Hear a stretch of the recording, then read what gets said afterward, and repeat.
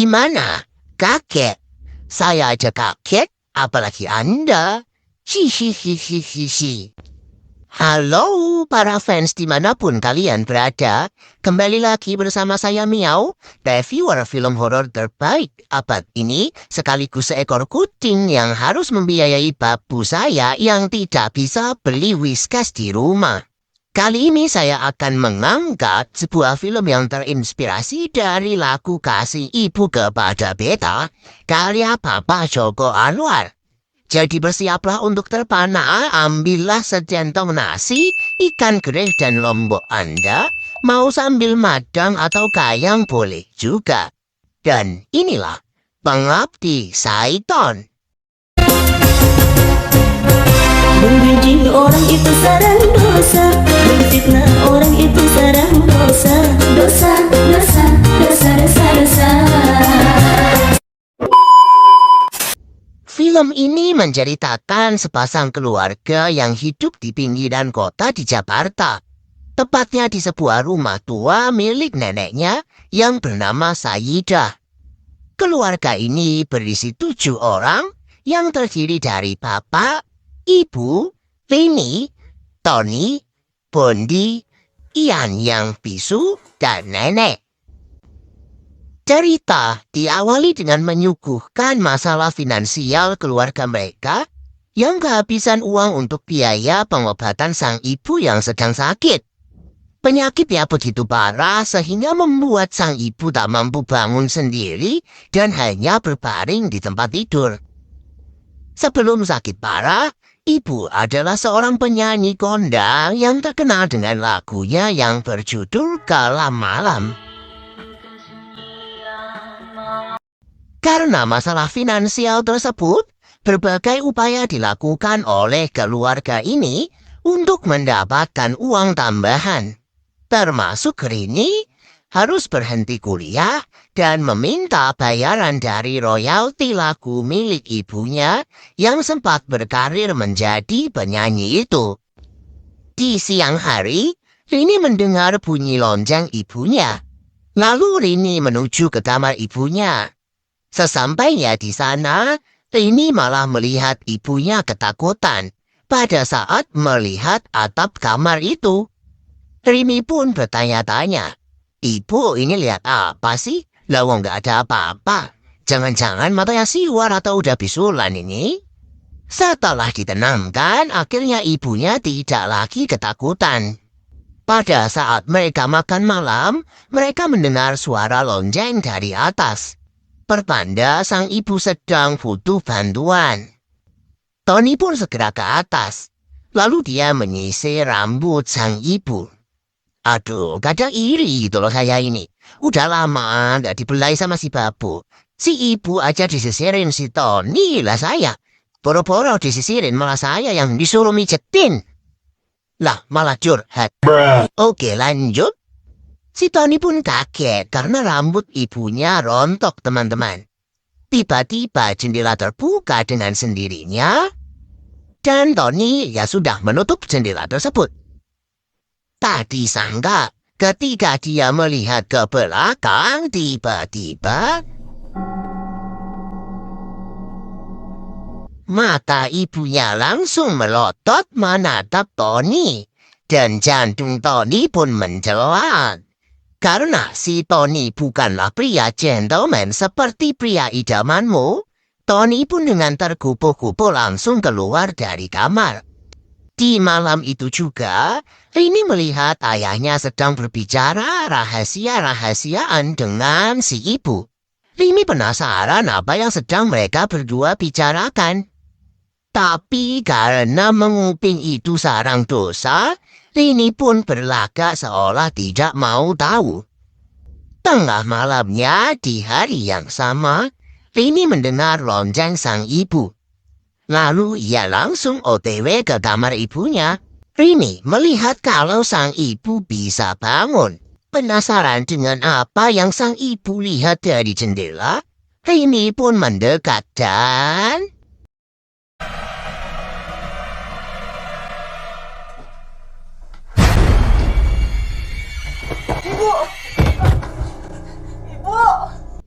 Ya, tak lama itu ibunya terjatuh ke lantai dan matot, alias mati total seperti HP yang baterainya kembung dan meletup. Meledak. Keesokan harinya, ibunya pun dimakamkan, dan keluarga melakukan tahlilan. Bapaknya berkata bahwa dia akan pergi ke kota untuk menggadaikan rumah itu. Sebenarnya di sini Rini marah, karena baru beberapa hari ibunya meninggal, lah kok malah mau pergi ke kota menggadaikan harta. Tapi ya gimana lagi, memang mereka lagi BU alias butuh duit. Aduh kan, beralih pada bocil-bocil yang kesulitan tidur. Bonnie melihat ada seseorang yang datang di depan rumah dengan membawa senter. Lagi fokus melihat ada apa di luar, adiknya si Ian yang jahil ini tiba-tiba hadir dan mengejutkan si Bonnie. Mereka pun kembali tidur dan tidak menghiraukan seseorang yang membawa senter tadi. Scene berpindah kepada Tony yang sedang mendengarkan radio. Lonceng ibunya lagi-lagi berbunyi. Nah lo, kan si ibu sudah meningsoi, lalu siapa tuh itu? Karena ini film horor, Tony pun harus menuruti kata-kata sutradara dan pergi ke kamar ibunya. Sesampainya di sana, betapa kagetnya dia melihat lonceng ibunya melayang dan berbunyi sendiri. Ini mungkin setannya juga kaget sehingga dijatuhkannya lah lonceng itu begitu Tony masuk kamar. Tony pun ngabrut kabur dan kembali ke kamarnya sambil ketakutan. Keesokan paginya, Tony dan adik-adiknya bersiap pergi ke sekolah. Dan si bocil kematian yang bernama Bonnie ini membuat alasan untuk tidak sekolah. Tony lalu memberikan mainan kamera foto yang kayak kamera yang dipencet-pencet bisa ganti gambar itu loh, kepada Bonnie sehingga dia tidak merajuk. Di satu sisi, Rini yang pagi itu sedang menimba air di sumur merasakan adanya hawa yang tidak enak. Pertanda sesuatu bisa saja terjadi. Benar saja, di kamar, Bonnie yang keasikan bermain dengan mainan kamera itu dikejutkan saat melihat foto ibunya tersenyum mengerikan. Pada malam hari, seperti biasanya, Bang Tony mendengarkan radio kesayangannya lagi. Saat asik mendengarkan siaran berita, bak radio tua yang kudu rusak, suaranya yang mulanya indah tadi berganti menjadi lagu yang dirilis oleh ibunya sendiri. Selain mendengar lagu ibunya, dia mendengar suara ibunya memanggil namanya. Tony. Pada saat dia menengok ke samping, sini Ibu Tony.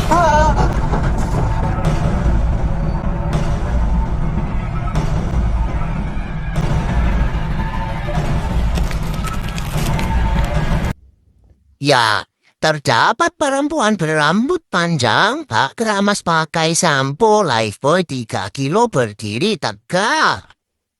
Tony pun kaget dan mendapati sisir rambut ibunya sudah ada di genggamannya. Ketika dia menyalakan lampu, sosok itu pun menghilang. Di sisi lain, kita akan melihat dua bocil yaitu Bonnie dan Ian selesai dari buang hajat. Ketika mereka kembali ke kamar, Ian menyuruh Bonnie untuk melemparkan kain ke foto sang ibu. Pada saat dilempar, kain itu membentuk sesosok manusia dan mereka pun berteriak. Rini yang mendengar hal itu sontak langsung pergi menemui mereka. Dan malam itu pun selesai dengan serangkaian teror yang mengerikan. Merasa aneh dengan apa yang terjadi pasca matinya sang ibu, Rini bertemu dengan Hendra. Hendra adalah anak ustadz di desa tersebut, dan dia menawarkan Rini beserta keluarga untuk tinggal di rumahnya karena dia tahu bahwa sepertinya rumah si Rini ini tidak beres dan mengandung hawa-hawa mengerikan. Sementara itu, pada saat Bondi buang hajat di dekat sumur, ia melihat neneknya sudah mati mengambang di sumur. Kita akan diperlihatkan bahwa Rini kembali pulang dan sedang masuk ke kamar neneknya. Ia menemukan surat wasiat yang ditulis oleh si nenek yang berisi keanehan-keanehan pekerjaan sang ibu. Keesokan harinya, Rini pergi bersama Hendra ke alamat yang ada di surat wasiat tersebut. Ternyata, di sana ada pria gondrong tua yang bernama Budiman. Budiman adalah teman sang nenek. Dia menceritakan kalau sebenarnya neneknya tidak menyetujui pernikahan orang tua Rini karena Marwani alias ibunya Rini adalah seorang seniman dan dulunya dia diprediksi tidak bisa memiliki anak. Oleh karena itu, Marwani mengikuti sebuah sekte pemuja setan demi mendapatkan keturunan. Rini yang marah dengan penjelasan yang tidak masuk akal tersebut langsung merajuk dan pulang. Sebelum pulang, Budiman memberikan sebuah buku yang isinya berisi penjelasan sekte tersebut. Ya kan barangkali Nenek Rini ini sempat baca-baca di rumah jadi bisa berubah pikiran. Ian pun juga dihantui arwah neneknya yang berpura-pura mengajaknya bermain petak umpet. Keesokan paginya, Rini mendapati Ian tidak ada di kamarnya. Setelah mencari dengan panik, akhirnya Ian pun ditemukan teman-teman di depan rumahnya sambil bersembunyi di box perkakas bak kucing yang akan melahirkan. Pada saat yang bersamaan, Tony menemukan buku sekte yang diberikan oleh Budiman. Dan dia menyimpulkan bahwa serangkaian teror yang terjadi adalah karena kontrak sang ibu dengan sekte tersebut belum selesai. Prediksinya, Ian akan diambil sekte tersebut setelah berusia 7 tahun. Karena Ian adalah anak yang dihasilkan dari sekte tersebut. Dan mungkin saja, ibu tidak mau menyerahkan Ian sehingga ibu keluar dari sekte itu dan jatuh sakit. Hal ini juga menjelaskan, bisa saja mereka semua bukan anak ibu dan bapak. Mengingat wajah mereka ini loh satu sama lain tidak ada mirip-miripnya. Nah loh, lalu anak siapa mereka ini? Tapi ya Rini tetap tidak percaya dengan ucapan Tony. Singkat cerita, ketika mereka akan makan malam, tiba-tiba kursi roda nenek menghampiri mereka dengan sendirinya.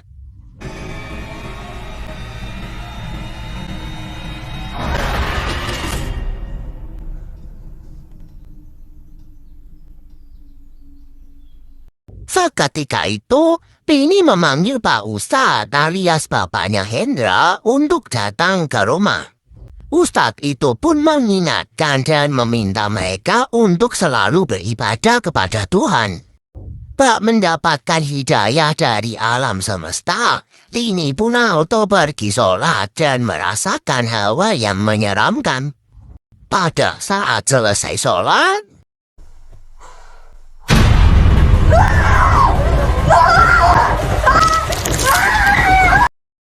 ya, Rini melihat dengan mata kelapanya sendiri ada sosok ibu di depannya. Tanpa pikir panjang, mereka berempat langsung serentak pergi ke rumah Pak Ustadz dan menginap di sana. Pada saat Rini mengobrol dengan Pak Ustadz, Bonnie dengan ekspresi datarnya menyimpan sebilah pisau teman-teman dan berniat ingin melukai Ian. Tapi ketahuan sama Mbak Rini dan pisau itu pun berhasil diamankan. Cerita dilanjutkan dengan Hendra yang disuruh pergi ke tempat Pak Budiman untuk mengambil sebuah surat untuk Rini. Dalam perjalanan pulang, ada seorang yang muncul tiba-tiba dari semak-semak dan Hendra pun yang kaget mencoba untuk menghindar. tapi malah tertabrak kendaraan dan meninggal di tempat. Aduh, ngenes sekali lah nasib anak ini. Mengetahui Hendra pulang dalam kondisi sudah menjadi mayit, Pak Ustadz pun bersedih. Untungnya, Rini berhasil menemukan surat pemberian dari Pak Budiman. Malamnya, ketika Rini sedang meratapi nasibnya itu, tiba-tiba jendela terbuka dengan sendirinya. Pada saat Rini mencoba untuk menutup jendela, tangannya ditarik oleh jurik yang membuat Rini berteriak sekencang-kencangnya. Beruntung Tony berhasil menolong bayunya itu. Dan seketika itu juga, bapaknya Rini sampai dan langsung membawa anak-anaknya untuk pulang. Wilayah bapak dari mana aja baru muncul sekarang. Singkat cerita, ketika Rini dan bapaknya sedang adu omongan di rumah, mereka mendengar teriakan Tony yang melihat Ian tertarik oleh hal-hal yang tak kasat mata ke kamar mandi. Pintu tertutup sendiri dan bapaknya berinisiatif mendobrak pintu itu. Ia melihat Ian dicemplungkan ke dalam sumur. Sontak dia auto langsung nyebur ke sumur. Beruntungnya Ian berhasil terselamatkan. Pada saat mereka akan menuju ke ruang tamu, Rini melihat ke arah luar rumah. Tak disangka, ia melihat banyak orang di luar rumah seperti rumah itu sedang digerebek oleh warga satu kampung. Orang-orang tersebut hanya memasang ekspresi datar dan memakai payung, sambil komat damit dan menebar bijai-bijai buah ajaib. Melihat hal tersebut, bapaknya dengan keberanian seluas samudra pergi keluar rumah dan berusaha mengusir orang-orang aneh itu. Keesokan harinya mereka memutuskan untuk pindah rumah. Namun mereka terlebih dahulu menunggu Pak Ustadz datang. Pada waktu tengah malam, saat Ian berulang tahun yang ke-7, Rini terbangun dari tidurnya dan teringat oleh artikel yang dibawa mendiang Hendra, dan ia menceritakannya kepada Tony. Selagi mereka bercerita, Bonnie melihat Ian berbicara aneh, sambil melihat keluar jendela. Padahal sebelumnya Ian ini bisu, teman-teman. Ngapain? Lagi bicara sama teman-teman.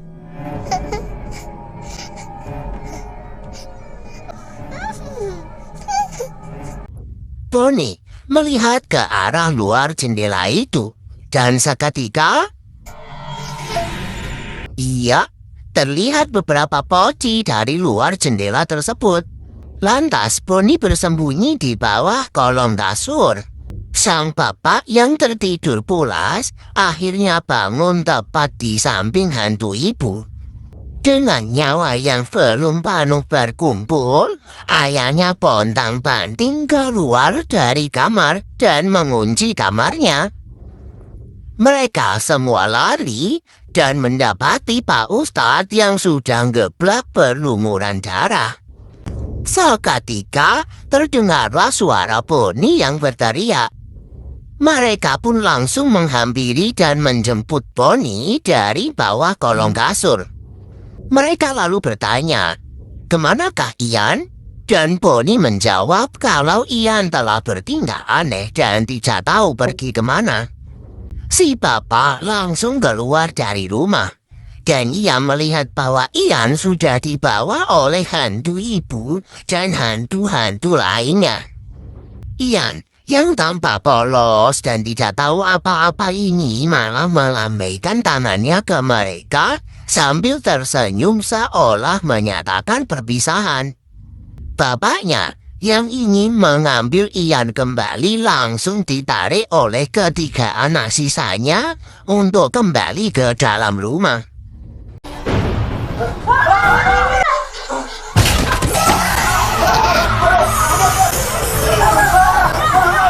Seperti pahlawan yang kesiangan, kita akan melihat Pak Budiman yang gondrong di awal film tadi datang menyelamatkan mereka dengan mobil untuk membawa mereka pindah ke tempat tinggal yang lebih aman. Akhir cerita, usai kepindahan mereka ke sebuah rumah susun, mereka dihampiri oleh tetangga sebelah yang seperti biasa berbaik hati memberi camilan dan basa-basi seperti saat lebaran. Tapi di sini ada hal yang mencurigakan. Kedua tetangga itu menggibahkan keluarga tersebut sambil menari di kamar, dan di sini terlihat bijai-bijai buah kematian yang ditebar ketika Ian dijemput oleh sekte tersebut, yang mengisyaratkan mereka adalah salah satu anggota sekte yang masih memantau keluarga ini. Tamat, ending yang cukup menyesatkan. Pesan yang dapat kita peroleh dari film ini adalah mintalah anak kepada Tuhan saja dan jangan kepada Saiton. Itu, tumben ini pesannya jelas. Jika Anda menyukai video ini, jangan lupa untuk like, komen, dan subscribe supaya saya tidak melakukan pesugihan dan menjadi pengabdi Saiton selanjutnya. Dah.